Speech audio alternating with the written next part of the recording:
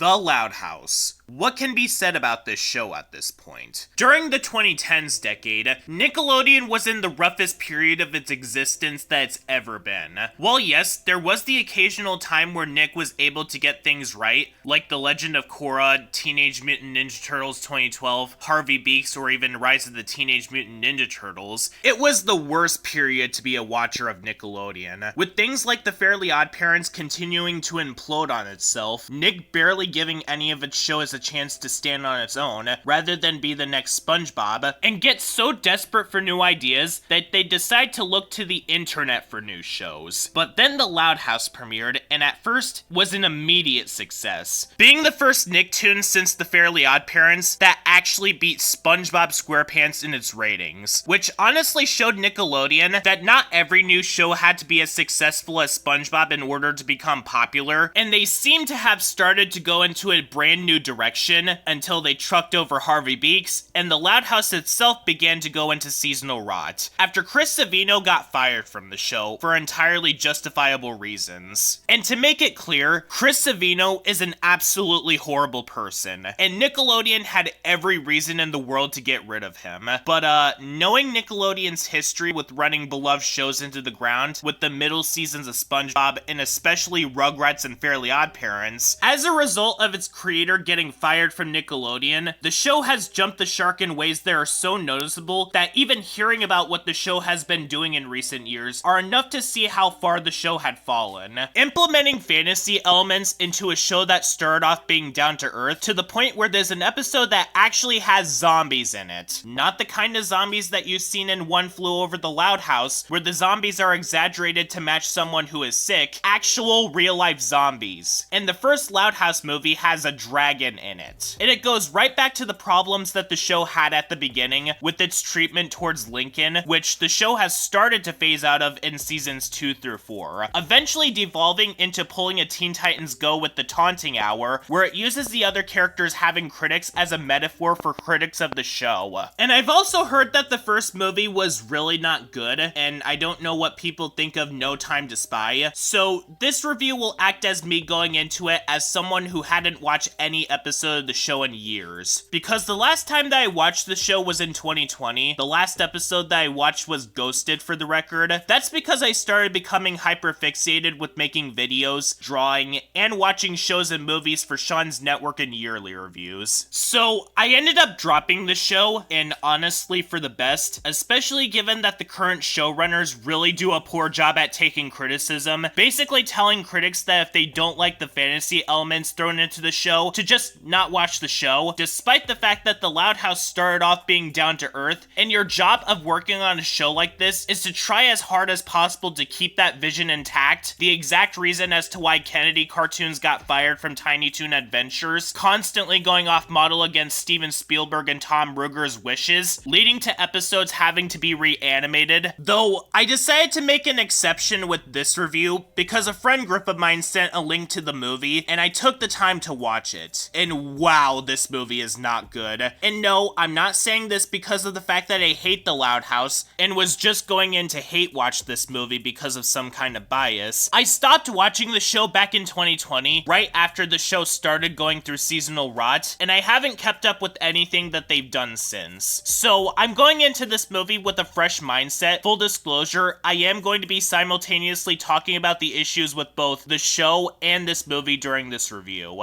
Because the first problem with this movie is an ever-growing problem that the show has had since the very start. How many times have you seen these "Lincoln does something selfish that gets his family angry at him, so he needs to find a way to fix it while sacrificing his own happiness" stories? Way too many times to count. In fact, this is literally the exact same plot that we've seen in episodes like Out on a Limo, Yes Man, and even Tricked. But in this movie, it's basically cranked up to 11, where this elf named Duncan, totally not reminded reminding me of a character from another show that I'd rather be watching than this film. Who's tasked by Santa Claus to basically go and observe Lincoln to determine if he's naughty or nice. However, when Lincoln and Clyde corner him without knowing he's an elf, Lincoln is put on the naughty list, leading him to having to take a bunch of desperate measures in order to get himself back on the nice list, all of which ends up failing miserably, leading Lincoln to trucking up the naughty and nice lists, as well as the North Pole, leading the family to have to travel to the North Pole to fix this mess. The first and major problem that I have with this movie is that the direction of the narrative is so forced. Not a single plot thread that this movie sets up even feels like it could have happened if they didn't go in this direction in the first place. Like, we couldn't have had the plot of Lincoln ruining Christmas if Santa didn't send Duncan to observe Lincoln in the first place, which was also entirely pointless because Santa literally has footage of everything that Lincoln did throughout this entire movie. What Santa and the elves could have done was look over the footage of Lincoln's naughty and nice deeds from the past year to determine if he belongs on either list. Oh, but the story would have no conflict if this happened. Well, if that's the case, they should have started over from scratch to prevent this from happening. Because I just gotta ask, why did they have Lincoln be the star of this movie exactly? In the main show, Lincoln doesn't really come across as being worthy of being put on the naughty list. Is he selfish? Yeah, considering what he does in episodes like Picture Perfect, Out on a Limo, or Kings of the Con. But he's not the naughty type of character. Like, you guys could have gone with any other character to make this plot be revolved around. Lynn Jr., Luann, or Lola. Characters that fit into this category due to being overly aggressive, constantly pulling pranks on her family, or being a spoiled brat. And you pick the guy that is nowhere near the level of being naughty like these other characters are regularly. Just because Lincoln is the main character of the show, that doesn't mean that he has to be the center of attention in everything Loud House related. Unlike SpongeBob and the Fairly Odd Parents, The Loud House is a show with 10 other main characters, and the show itself had many episodes that revolved around them. Even Lenny Loud, you know, the character whom, back when she was written to be an actual character and not just a female clone of Patrick Star, instead of her just being dumb and clueless, but also having interests outside of that, she had some episodes that were focused on herself that were amazing. You know, until they made her so dumb that she can't tell the difference between preschool and high school. But back on topic, there's another possibility as to why this movie revolves around Lincoln and not one of the other sisters who feels more fitting to have this plot, and that is because of another problem with this movie, which the show has always had a problem with: the treatment that is given to Lincoln. Back during my review on Primos, I pointed out how the show was so derivative towards The Loud House, to the point where both shows ended up sharing a lot of the same problems as the other, only differences being that the cousins are less interesting than the sisters, and Tater is only ever tortured early on in that series. The Loud House had this problem of torturing Lincoln since the very beginning of the show, and well, it was somewhat excusable at the beginning of the show, because most shows do drop their worst habits by the time they reach their second or third seasons. Eek the Cat had this problem at the start of that show as well, but they started toning down on torturing Eek very quickly. And yeah, The Loud House had this problem in its first season, and a little bit in the second season as well. Sound of Silence, Sleuth or Consequences, The Greenhouse, Serial Offender, Brawl in the Family, and most infamously, No Such Luck. But the show did start dropping this habit quickly, relying more on the other family members, and the dynamic that he and his sisters get up to. That was why season 2 was the best season of the show. And while season 3 wasn't as loved, it basically picked up where season 2 left off on.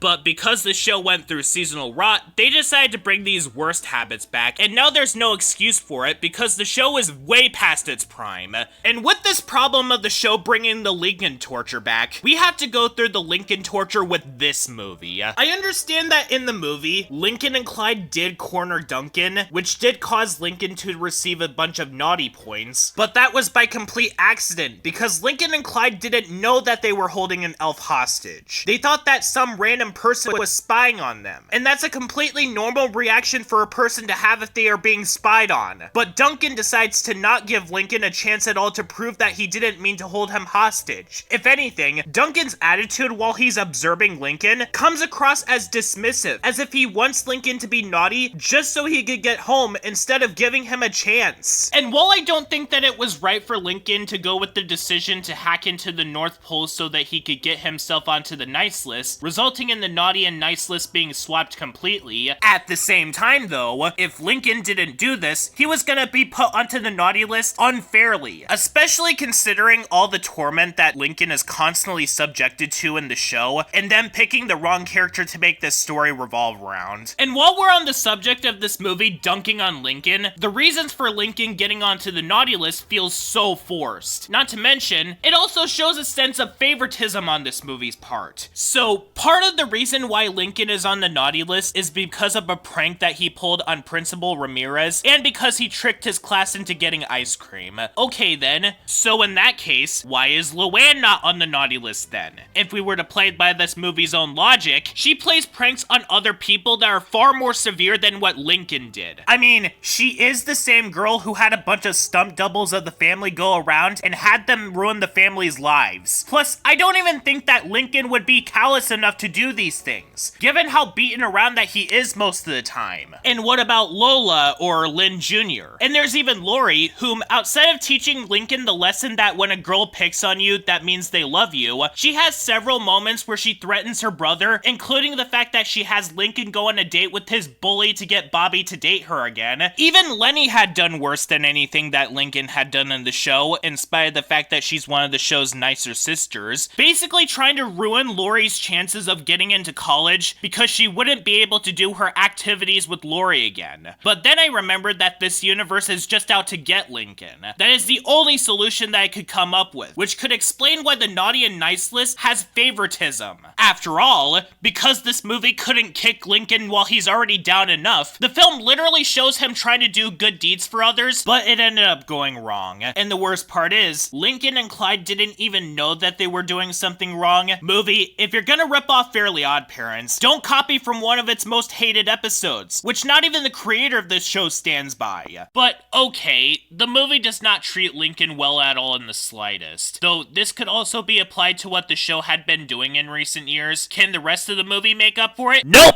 There's the obvious plot hole that I mentioned earlier, where Santa could have watched all of Lincoln's actions the whole time to see if he's naughty or nice, specifically to save us the trouble of Duncan going and observing him, but literally half of this movie is spent setting up the plot, which as a result makes the other half of the movie become extremely rushed. And we've seen this exact same storyline done to death in The Loud House, where Lincoln is depicted as being selfish before he does something for the family, to the point where even the first movie did this. And how did Santa and the elves not catch wind of the fact that Lincoln got a hold of Duncan's naughty and nice tablet? Isn't that supposed to be Santa's thing? He sees you when you're sleeping, he knows when you're awake, he knows when you've been bad or good, so be good for goodness sake. Then again, this was also a problem in the It's a SpongeBob Christmas special from SpongeBob, where Santa apparently didn't watch Plankton feeding people Jerktonium, which I'm surprised that not enough people talk about. And there's also that out-of-place fantasy issue that has been plaguing the Loud House for years now, where Lincoln not only apparently turns the entire North Pole naughty, but the bad version of Santa in this movie has the ability to make a gingerbread motorcycle reindeer that can literally shoot lasers. This is the same franchise, by the way, that started off being down to earth. And because this movie is quantity over quality, a majority of the family is just there. They don't really do anything. And they also pull a fake out death scene where Lincoln is turned into a gingerbread man before he's brought back to life through the magic of Pikachu tears. Honestly, going into this movie, I thought that it was going to be the generic character accidentally knocks Santa out, so they need to take over his job by delivering the presents story, the kind that you'd see in any animated series, but after seeing how this movie turned out, I honestly would have taken a generic characters saving Christmas actor knocking Santa out story over whatever this movie was. Like I said, it's been years since I last watched the show because I've been focusing on other things I'm interested in, then catching up with the series that was clearly starting to go through seasonal rot. And this movie is a showcase of all the things that people hate about not just the old seasons of The Loud House, but also the new seasons and even the first movie. This movie may have better animation than the first movie, and I might have to watch that in order to determine for myself if it's better or worse than that film, but at this point, it's pretty much a a pointless race to the bottom, because I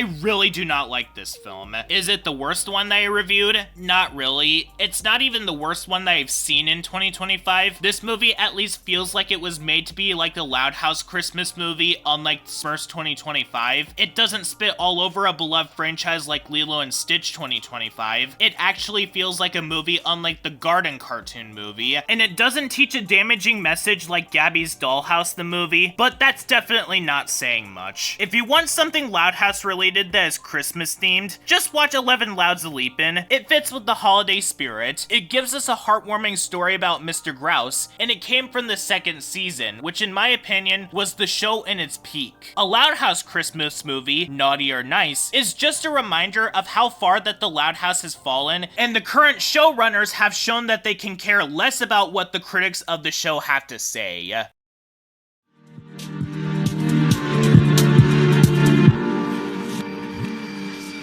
Everything